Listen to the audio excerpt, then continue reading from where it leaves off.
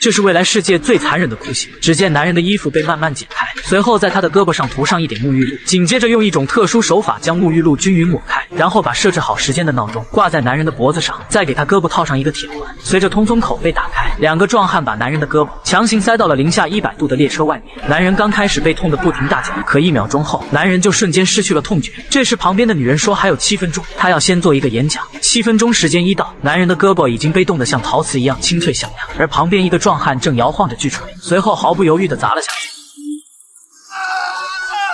男人被痛得发出撕心裂肺的惨叫声，一旁的同伴见状都不忍直视，但却没有一个人敢站出来反抗。2035年，冰川时代来临，极寒天气冻死了地球上99%的人类，幸存者们全都躲进了一辆永不停歇的列车上。这辆雪国列车已经在冰原上行驶了17年，上面不仅有着独立的生态系统，人与人之间也被划分成了严格的369度。富人在头等车厢过着纸醉金迷的生活，每天都有吃不完的新鲜食物，还有海洋馆可以让他们放松心情。穷人却只能挤在脏乱的尾部车厢，住大通铺，脏了连澡都不能洗，而且稍有不慎还会遭到守卫的一顿毒打。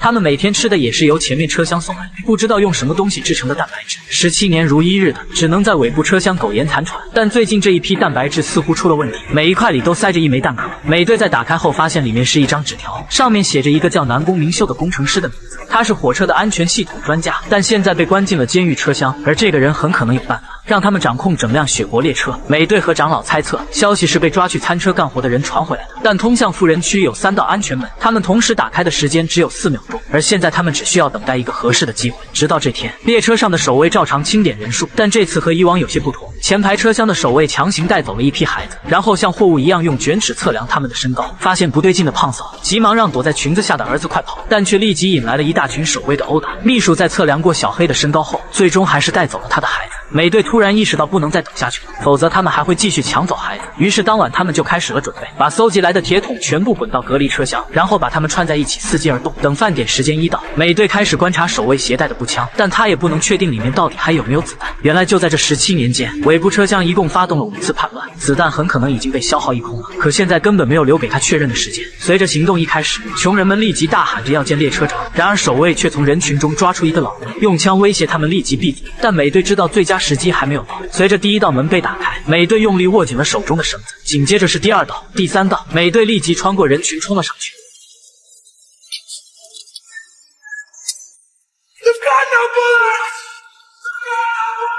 枪里没有子弹，他们赌对了。被压迫已久的穷人们终于爆发了，他们奋力抬起铁桶，踢开守卫，数十上百人一起呐喊发力，然后冲过一道道限制穷人的铁门。美队直接乘风破浪，一统而行。在千钧一发之际，铁桶顺利卡住了3道闸门，美队在前面一马当先，接连干翻了数名守卫。身后的穷人们立即一拥而上，凭借人数众多的优势，附近的守卫很快就被全部干掉。但这时突然冒出一个大个子守卫，他使劲挥舞着手中的铁锤，让周围冲上去的人都不敢轻易靠近。就在这时，长老的贴身侍卫脱掉上衣，一个助跑落地后再从墙上反蹬，只是一刀就干掉了大个子守卫，随后从他身上拿走了钥匙，前后加起来不超过3秒钟。这种实力把所有人都给看傻了。紧接着他们找到了关押南宫明秀的监狱，只有这个男人才能帮他们进入后面的车厢，但南宫已经陷入了深度休眠状态。好在美队早有准备，他拿出身上仅有的几个能量块，随后在南宫鼻子前轻轻一晃，南宫就像诈尸一样瞬间苏醒了过来。美队说他们要去最前面的发动机车厢，但需要南宫打开所有的安全闸门，而且每开一扇门就会给南宫一个能量块作为报酬。但南宫却要求带上他的女儿一起出发，原来他的女儿有一种特殊的能力，她能感知到每个闸门后的情况。随着南宫接通电源，车厢的闸门被缓缓打开，美队立即第一个冲了进去，发现里面果然空无一人，看来这里的守卫已经提前离开了。然而就在这时，车厢里突然传来一声巨响，刺目的阳光瞬间照射进来。在暗无天日的尾部车厢，他们已经整整17年没有见过太阳，但长老却显得有些忧心忡忡。外面依旧是一片被冰封的世界，很多人一辈子都只能在列车上度过了，但他们现在根本没有时间欣赏外面的雪景，因为接下来还有更重要的事情。随后他们很快打开了第2扇闸门，这里面是食物制造车厢，而唯一的操作工是他们的老熟人保罗。几年前被守卫从尾部车厢抓到这里，帮助他们生产穷人需要的蛋白质。但由于保罗常年一个人独处，整个人都显得有些神经质。就在这时，美队问保罗是不是他提供的线索，但保罗对此好像并不知情，他只知道有人让他把蛋壳塞进蛋白质。就在美队猜测这个人到底是谁的时候，身后突然传来一声惊呼，是蛋白质加工制造机出了问题。美队凑近一看，差点吐了，机器里面竟然全都是密密麻麻的蟑螂。原来这就是他们吃了10几年的东西，而而此时其他人还从来没有见过这么多的食物，不知情的他们还挤在一起疯抢。美队实在不忍心揭穿这一真相，让画家绝对不能把这件事记录下来。就在他们准备打开下一节车厢时，美队为了安全起见，让佑娜去感知一下闸门另一边的情况。然而下一秒，佑娜脸上的表情突然变得十分惊恐。